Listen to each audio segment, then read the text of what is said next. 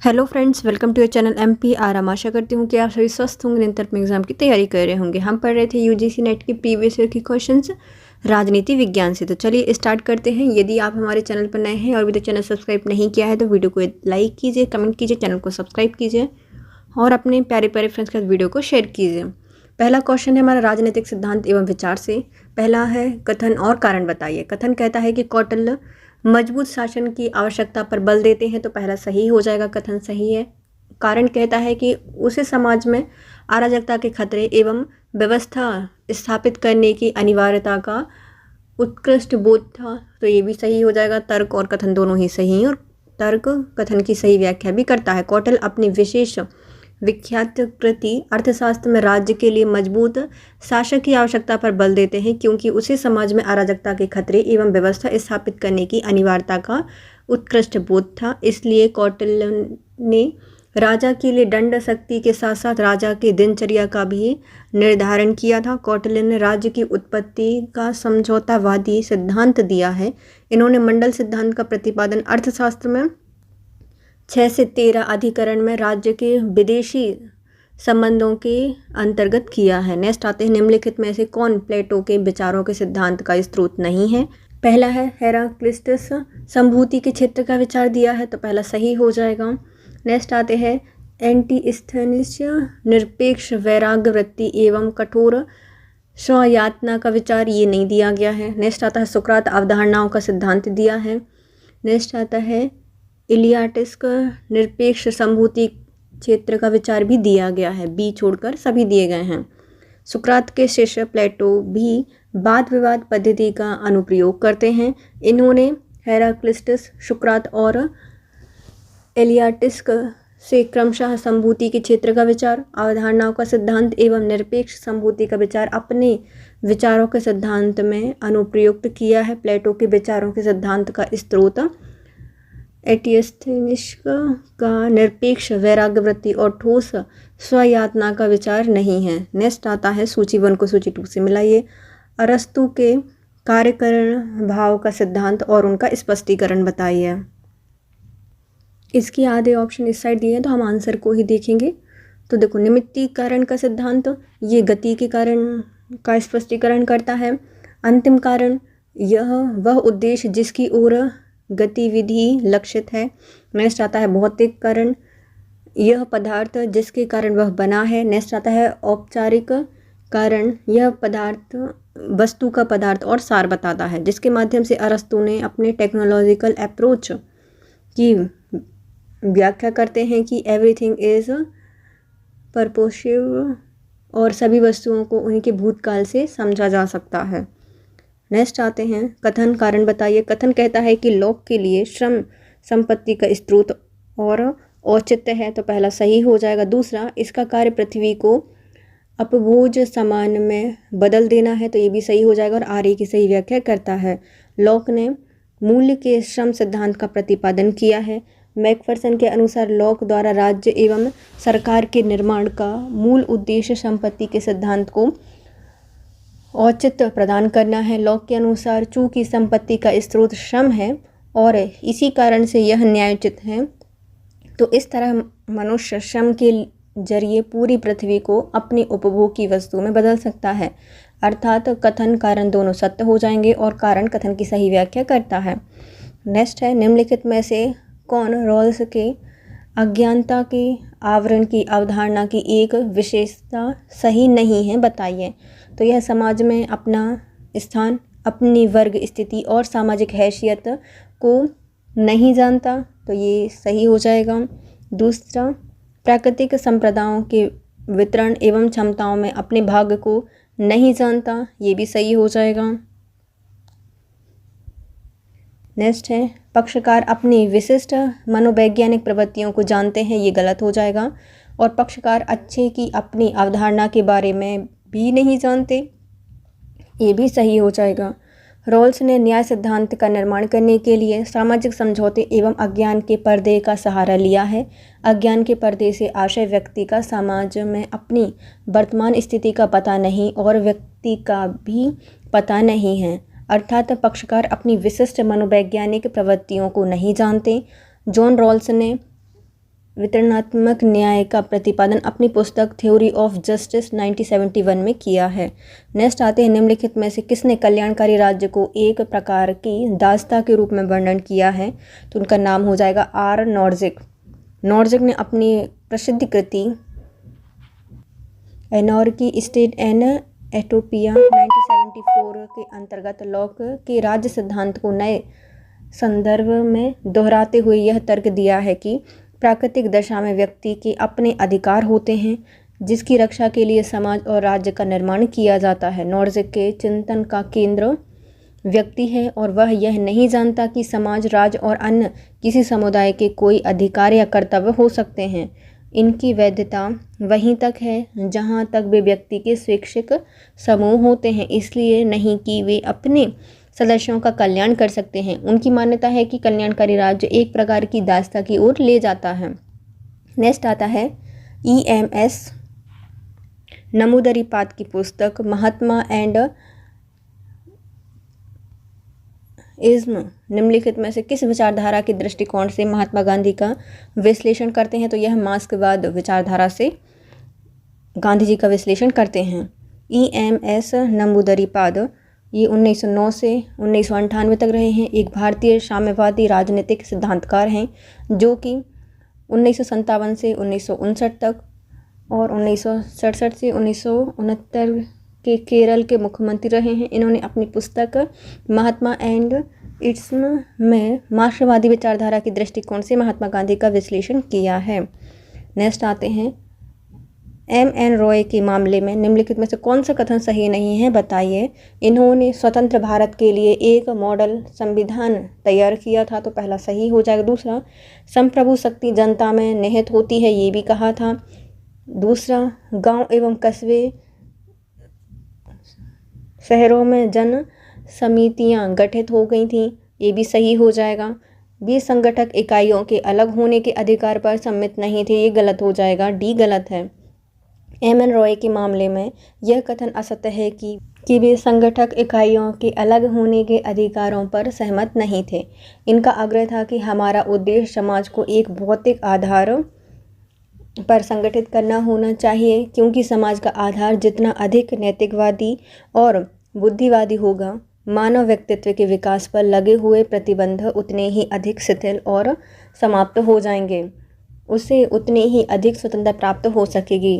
राय ने मानवतावाद का प्रतिपादन अपनी पुस्तक न्यू ह्यूमनिज्म आ मैनिफेस्टो 1947 में लिखा है।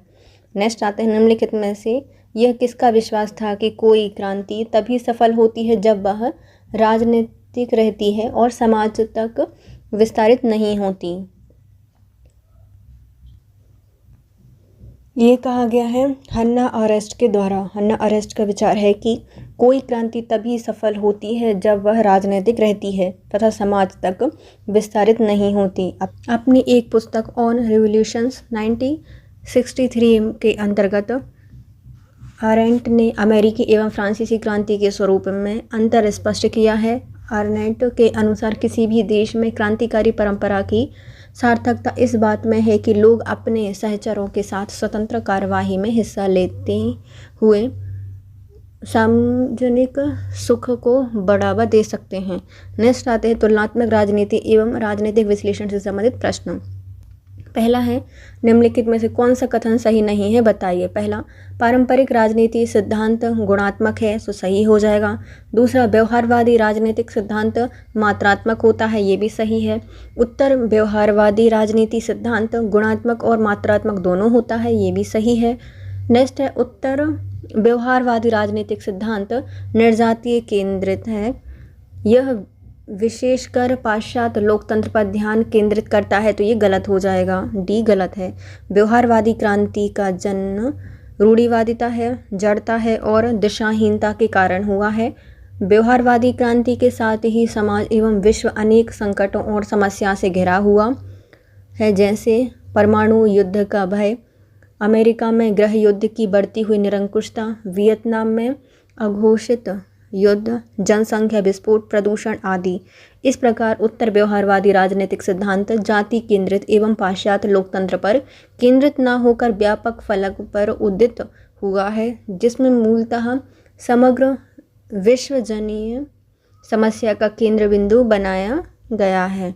नेक्स्ट आते हैं, निम्नलिखित में से किसने 3 मानकों पर विशेष बल दिया है? लोकतंत्र के प्रतिक्रियामूलक सिद्धांत पर बल दिया है, तो इनका नाम हो जाएगा R.A. डहल।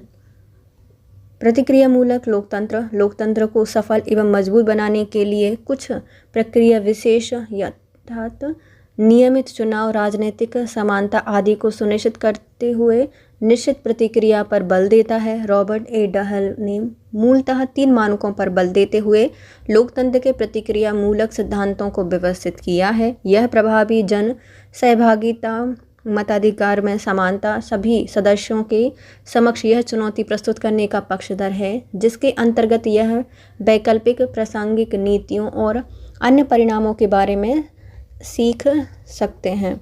नेक्स्ट आते हैं, निम्नलिखित में से कौन मार्क्स वेबर का निरूपण नहीं है? तो मार्क्स वेबर ने तर्कशक्ति, कार्यमूलक विभेदन और विशिष्टीकरण, जिसके फलस्वरूप व्यवस्था, सौहृदय एवं दक्षता का निर्माण किया है। इन्होंने आदर्श प्रारूपों के संबंध में विश्वास और संकेतों पर आधारित प्रभावी प्राधिकार किया है। प्रभावी प्राधिकार पर सौंपनिक होता है तथा यह राज्य एवं सत्ता वर्ग से संबंधित है, तो ये गलत हो जाएगा। डी, औचित स्थापन और आदर्श प्रारूप विज्ञान विधि है, तो ये भी सही हो जाएगा। सत्ता के तार्किक एवं वैधानिक रूप के अंतर्गत वेबर की मान्यता है कि सत्ता वह रूप तर्क या विवेक पर आधारित होने के साथ साथ नियम एवं कानून पर आधारित होता है। वेबर के अनुसार आधुनिक युग में सत्ता के इसी तार्किक एवं वैधानिक स्वरूप को स्वीकृत किया जाता है। तर्क बुद्धि के इस युग में जो व्यक्ति आज्ञा दे रहा है उसकी सत्ता वैधानिक होनी चाहिए। प्रभावी प्राधिकार आज्ञा देने वाले के व्यक्तित्व एवं समाज के रीति रिवाज के आधार पर, अर्थात दोनों के आधार पर होता है। नेक्स्ट आते हैं, यह किसने कहा है कि संघवाद में ऐसे व्यक्तियों की आवश्यकता होती है जिसकी इच्छा संघ की होती है, परंतु इन्हें एकता की इच्छा बिल्कुल नहीं होनी चाहिए। ये कहा गया है A.V. डायसी के द्वारा। A.V. डायसी 1835 से 1922 तक रहे हैं। इनकी पुस्तक है the law of constitutions.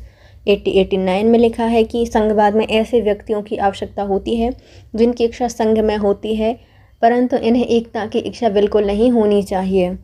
Next आता है, यह किसका कथन है कि राजनीतिक संस्कृति तथा शासन का स्थायित्व के बीच सीधा संबंध नहीं है? ये कहा गया था लिस्फर्ड के द्वारा। लिस्फर्ड 1936 में इनकी पुस्तक डेमोक्रेसी इन प्लूरल सोसाइटी 1977 में कहा गया था कि राजनीतिक संस्कृति एवं शासन के स्थायित्व के बीच कोई सीधा संबंध नहीं है। नेक्स्ट आता है, संयुक्त राज्य अमेरिका के राष्ट्रपति को अपने मार्ग को अपनाने की क्षमता 4 महत्वपूर्ण संबंधों पर निर्भर करता है। पहला कांग्रेस, दूसरा संघीय नौकरशाही, तीसरा उच्चतम न्यायालय और चौथा मास मीडिया। उपयुक्त में से कौन निसंदेह सर्वाधिक महत्वपूर्ण है? तो इसमें कांग्रेस सबसे ज़्यादा महत्वपूर्ण है।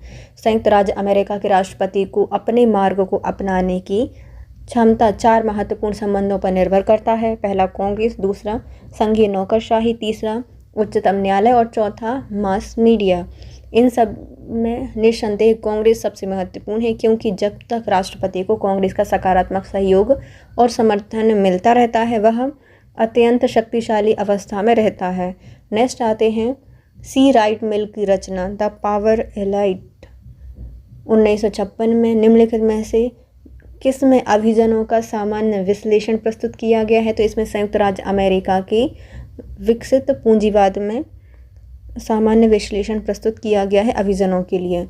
अमेरिकी राजनीतिक चिंतक सी राइट मिल ने अपनी पुस्तक या अपनी रचना में संयुक्त राज्य अमेरिका के विकसित पूंजीवाद में अभिजनों का सामान्य विश्लेषण प्रस्तुत किया है। मिल ने अभिजनों का परिस्थिति एवं मनोविज्ञान की बजाय आर्थिक एवं सामाजिक संरचना के आधार पर गठित बताया है। इनके मतानुसार अमेरिका में किसी भी समय की अपेक्षा शक्ति अधिक सीमित, अल्पसंख्यक एवं संकुचित वर्ग के हाथों में संकेंद्रित है। नेक्स्ट आता है, यह किसका निरूपण है कि शक्ति पैसा की तरह है? तो ये कहा गया था टालकट पर्सन के द्वारा। अमेरिकी समाज वैज्ञानिक टालकट पर्सन का अभिमत है कि शक्ति पैसे की तरह है। The structures and change of this social system edited in 1983 में, और American society toward a theory of societal community edited in 2007 आदि इनकी प्रमुख पुस्तकें हैं।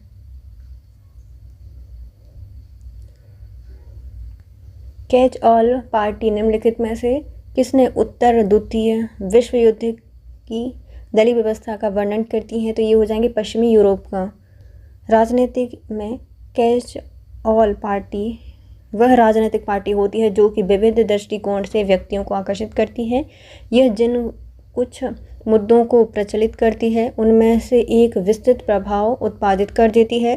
कैच ऑल पार्टी उत्तर द्वितीय विश्व युद्ध के काल में शीत युद्ध और उसने अमेरिका की महती भूमिका के परिणामस्वरूप पश्चिमी यूरोप की दलीय व्यवस्था का वर्णन करती है।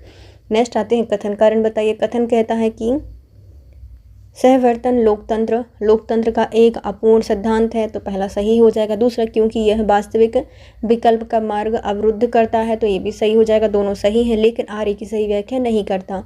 मूल रूप से सहवर्तन लोकतंत्र का लक्ष्य सरकार को स्थायित्व प्रदान करना है, शक्ति समूह का प्रबंधन करना है, लोकतंत्र को बचाए रखना है और हिंसा से दूर रहना होता है।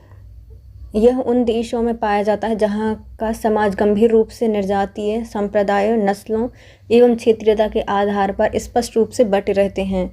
सहवर्तन लोकतंत्र का एक संपूर्ण सिद्धांत अवस्था है, किंतु यह वास्तविक विकल्प का मार्ग अवरोध ना कर सके।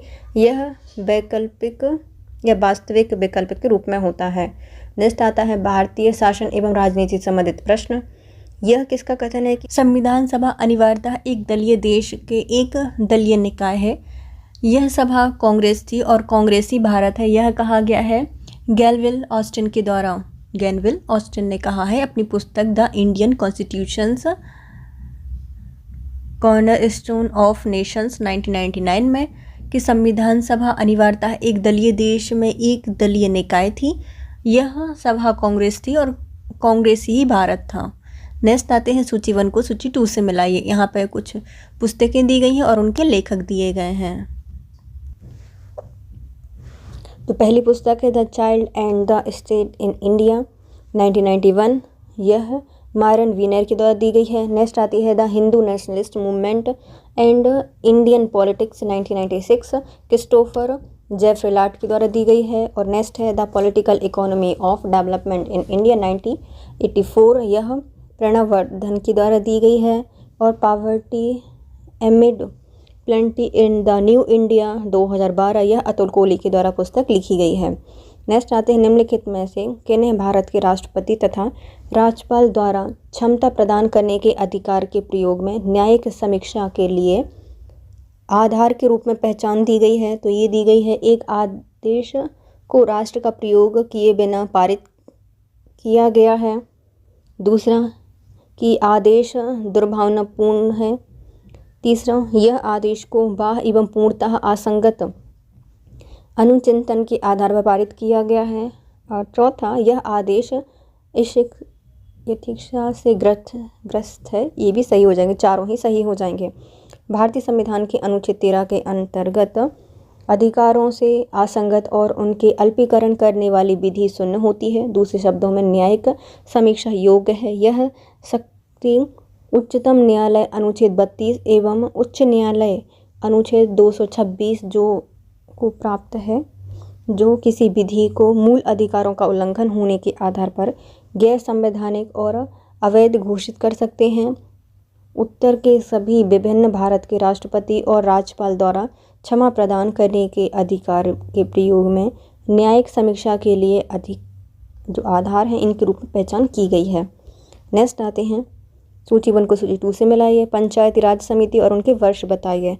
पहले आते हैं CH हनुमंत समिति, ये 1984 में स्थापित की गई थी।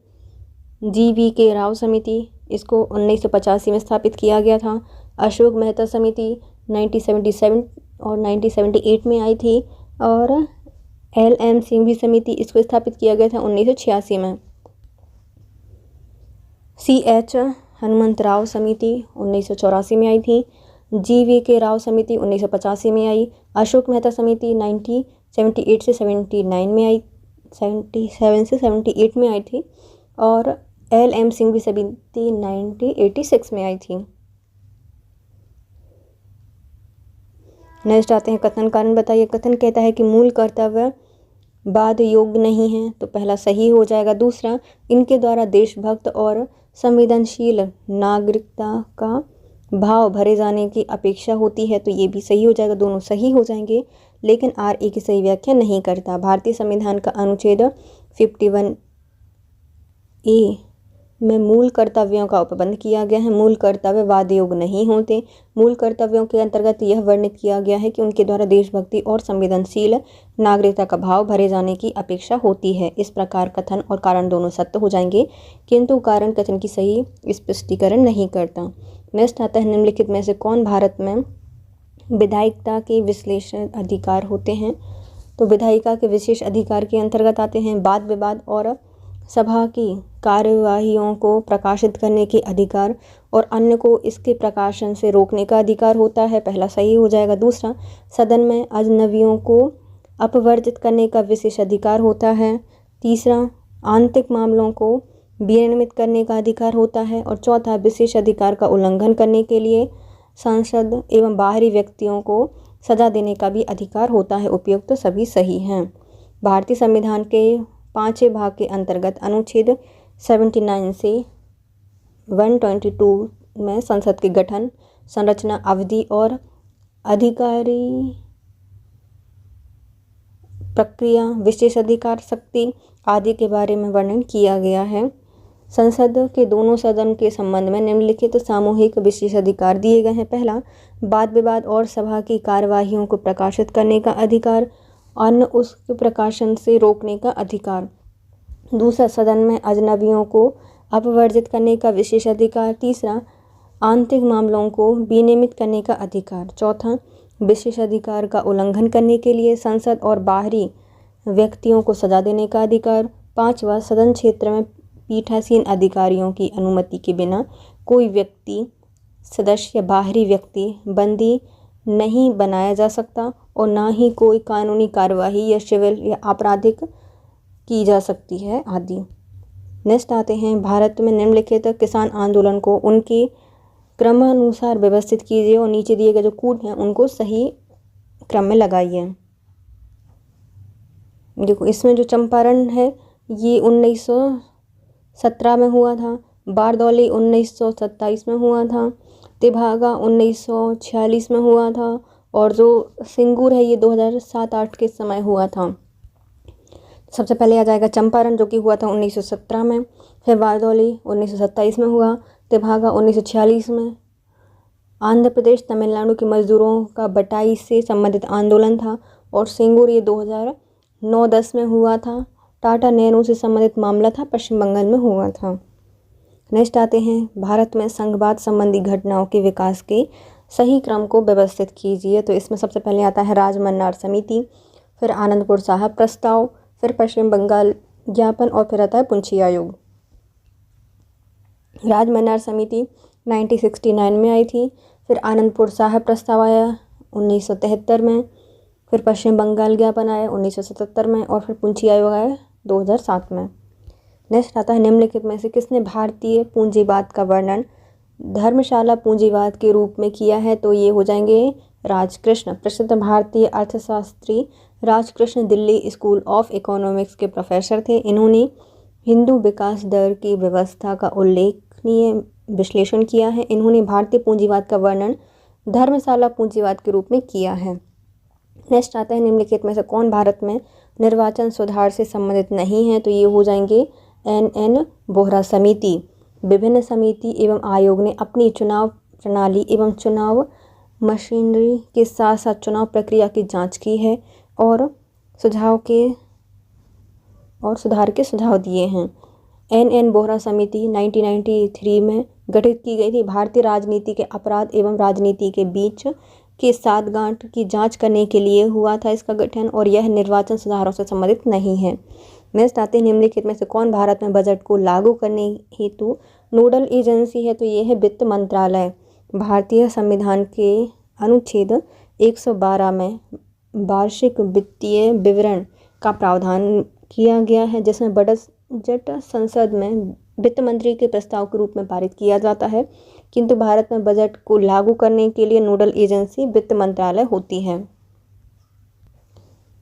नेक्स्ट है भारत में शब्द घाटा वित्तीयन को सर्वप्रथम निम्नलिखित में से किसके द्वारा परिभाषित किया गया था। जो घाटा वित्तीयन है इसको प्रथम पंचवर्षीय योजना में परिभाषित किया गया था।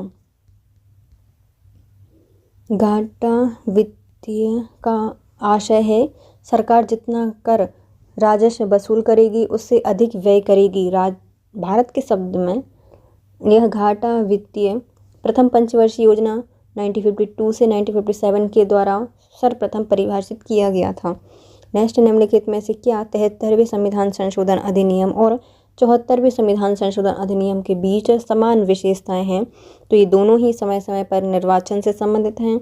यह सामाजिक एवं आर्थिक कमजोर समूहों को सशक्तिकरण से संबंधित हैं और राज्य चुनाव आयोग का भी गठन करते हैं, बोर्ड समिति का गठन नहीं करते हैं। समय समय पर निर्वाचन सामाजिक आर्थिक कमजोर समूहों का सशक्तिकरण और राज्य चुनाव आयोग का गठन करते हैं। 73वें संविधान संशोधन और 74वें संविधान संशोधन अधिनियम के बीच समान विशेषताएं हैं। बाट समिति का गठन 74वें संविधान संशोधन का ही प्रावधान है। 3 लाख या इससे अधिक जनसंख्या वाली नगरपालिका के क्षेत्र में आने वाली 2 या 2 से अधिक बोर्डों के लिए एक बाट समिति बनाना आवश्यक है। इसके गठन का प्रावधान राज्य विधानमंडलों के द्वारा किया गया है। नेक्स्ट आते हैं निम्नलिखित में से कौन सा संवैधानिक निकाय है बताइए। तो विश्वविद्यालय अनुदान आयोग, रेलवे बोर्ड और परमाणु ऊर्जा बोर्ड ये क्या है संवैधानिक निकाय हैं, जबकि राजभाषा आयोग एक संवैधानिक आयाम है। विश्वविद्यालय अनुदान आयोग, रेलवे बोर्ड और परमाणु ऊर्जा आयोग संवैधानिक निकाय हैं, जबकि जो राजभाषा आयोग है यह संवैधानिक आयोग या आयाम के अंतर्गत आता है। नेक्स्ट आते हैं निम्नलिखित में से कौन सा मंत्रालय सेवार्थी वृंद सिद्धांत के आधार पर गठित मंत्रालय का एक उदाहरण है। तो ये है कृषि मंत्रालय। कृषि मंत्रालय सेवार्थी वृंद सिद्धांत के आधार पर गठित मंत्रालय का एक उदाहरण है। भारत सरकार के कृषि मंत्रालय के अधीन निम्न संस्थाएं ये विभाग कार्यरत हैं। यही मंत्रालय भारत की कृषि नीति तय करती हैं। इस मंत्रालय के विभिन्न विभाग होते हैं। पहला कृषि एवं सहकारिता विभाग, दूसरा पशुपालन एवं डेयरी विभाग, भारतीय कृषि अनुसंधान परिषद, कृषि आयोग, लागत और मूल्य, भारतीय पौध संरोध संस्थान और राष्ट्रीय बीज निगम लिमिटेड आदि। नेक्स्ट आते हैं लोक प्रशासन से संबंधित प्रश्न। पहला है लोक प्रशासन के अध्ययन की निम्नलिखित उपागमों को उनके अनुक्रमिक क्रम में व्यवस्थित कीजिए। सबसे पहले आएगा संस्थागत उपागम, दूसरा व्यवहारिक उपागम, तीसरा व्यवस्था उपागम और चौथा आएगा लोक नीति उपागम। संस्थागत उपागम, व्यवहारिक उपागम, व्यवस्था उपागम और चौथा लोक नीति उपागम। नीचे दिए गए हैं कथन और कारण। कथन कहता है कि भारत में लोक सेवक के कोई राजनीतिक अधिकार नहीं होते, तो पहला गलत हो जाएगा। दूसरा तटस्थता भारत में लोक सेवक की विशेषता होती है, तो ये सही हो जाएगा। दूसरा सही है, पहला गलत है। भारत में लोक सेवक के कोई राजनीतिक अधिकार नहीं होते, यह असत्य है, किंतु तटस्थता भारत में लोक सेवकों की विशेषता है। नेक्स्ट आता है निम्नलिखित में से किन्हें द्वितीय प्रशासनिक सुधार आयोग ने भारत में नागरिक केंद्रीय प्रशासन में अवरोध के रूप में पहचान की है। तो ये हो जाएगा लोक सेवा के लचीला स्थायीकरण एवं अभियांत्रित अवलोकन का दृष्टिकोण, पहला सही हो जाएगा। दूसरा लोक सेवा के उत्तरदायित्व का अभाव, ये भी सही है। और सुशिक्षित राजनीतिक लोकतंत्र नेतृत्व का अभाव, ये गलत है। और नागरिकों के अपने अधिकार एवं कर्तव्यों की जानकारी का निम्न स्तर होना, तो ये भी सही हो जाएगा। द्वितीय प्रशासनिक सुधार आयोग 2005 में वीरप्पा मोइली की अध्यक्षता में गठित किया गया था। इसमें भारत के नागरिक केंद्रीय प्रशासन के अवरोध के रूप में निम्न बिंदुओं की पहचान की गई थी। पहला, लोक सेवकों के लचीला स्वास्थायीकरण और अभियांत्रिक अवलोकन का दृष्टिकोण। दूसरा, लोक सेवकों का उत्तरदायित्व का अभाव। तीसरा, नागरिकों के अपने अधिकार एवं कर्तव्यों की जानकारी का निम्न स्तर। नेक्स्ट आते हैं, निम्नलिखित में से कौन सी प्रकार की नौकरशाही स्वयं को लोकहित का संरक्षण मानती है, परंतु यह लोकमत से स्वतंत्र और प्रत्युत्तरदायी नहीं है। तो योग्यता आधारित नौकरशाही होती है, जाति नौकरशाही होती है, संरक्षण नौकरशाही होती है, लेकिन अभिभावक नौकरशाही इसके अंतर्गत नहीं आती। FM मास्क नौकरशाही के स्तरों से वर्गीकृत करते हुए 4 प्रकार बताए गए हैं। पहला, अभिभावक जातिगत और संरक्षण योग्यता आधारित नौकरशाही लोक सेवकों का न्याय एवं सामाजिक कल्याण का अभिभावक जन माना गया है। अभिभावक नौकरशाही स्वयं को लोकहित का संरक्षण मानती है, किंतु यह लोकमत से स्वतंत्र है और प्रत्युत्तरदायी नहीं होती।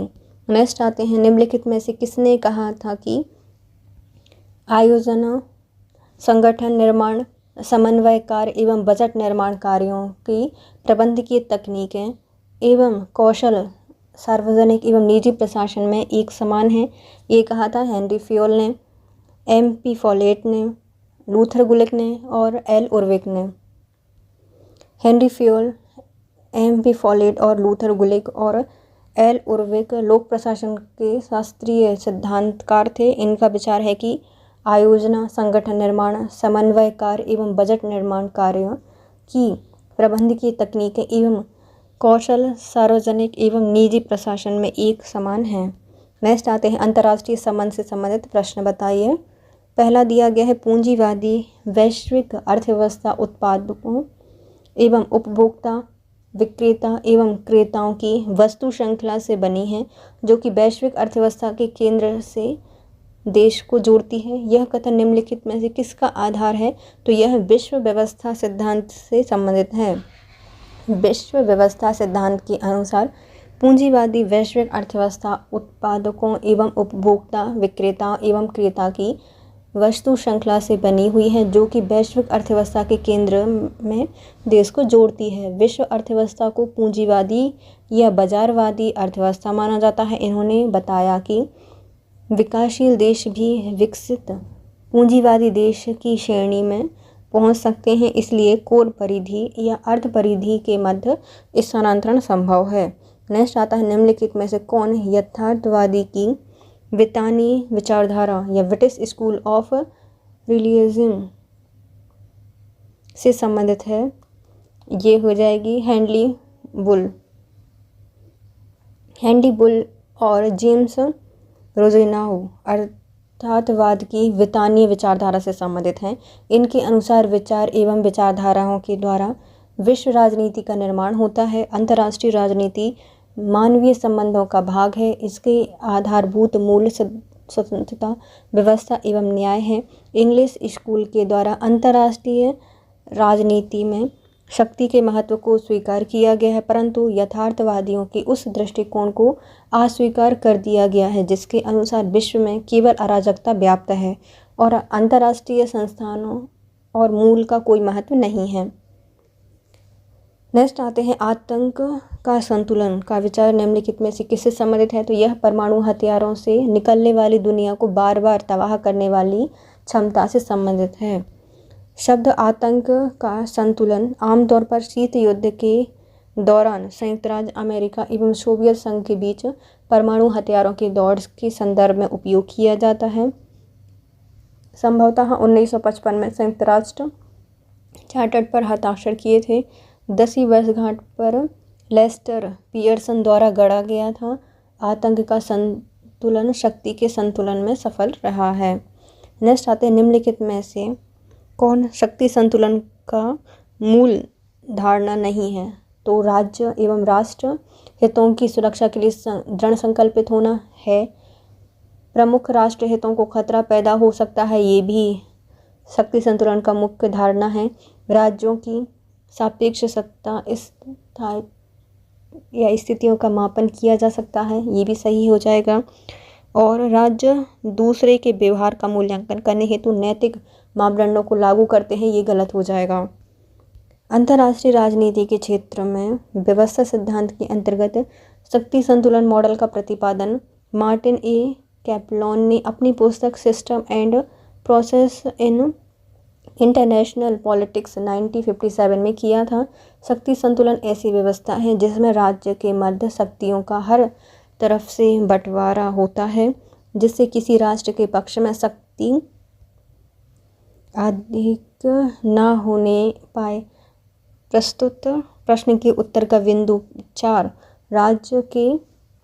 राज्य दूसरे के व्यवहार का मूल्यांकन करने हेतु नैतिक मापदंडों को लागू करते हैं, शक्ति संतुलन की मूल धारणा नहीं है। नेक्स्ट आते हैं, किन किन देशों ने क्योटो प्रोटोकॉल का अनुपालन करने हेतु उत्सर्जन में कमी का विधिक रूप से अनिवार्य किए जाने के प्रस्ताव को अस्वीकार किया था? तो भारत ने और चीन ने इसको अस्वीकार किया था। भारत और चीन ने क्योटो प्रोटोकॉल का अनुपालन करने हेतु उत्सर्जन में कमी लाने के विधिक रूप में अनिवार्य किए जाने के प्रस्ताव को अस्वीकार किया था। UNFCCC की वार्षिक 1997 में क्योटो प्रोटोकॉल में बैठक हुई, जिसमें ग्रीन हाउस गैसों की कटौती का समझौता हुआ। यह समझौता विकसित देशों के लिए बाध्यकारी था, जबकि विकासशील देशों पर किसी प्रकार का प्रतिबंध नहीं था।